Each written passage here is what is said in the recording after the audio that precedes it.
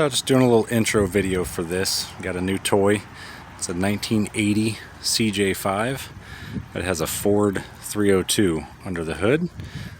Some new parts. We got a new fuel pump, voltage regulator, starter solenoid,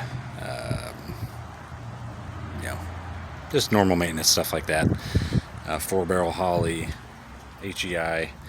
It is a top loader 4-speed, and it is still hooked up with the transfer case 4-wheel drive working and everything. So like I said, just a toy we're going to play with and kind of record anything that we do to it to make it better, make it run and drive better, maintenance, anything like that.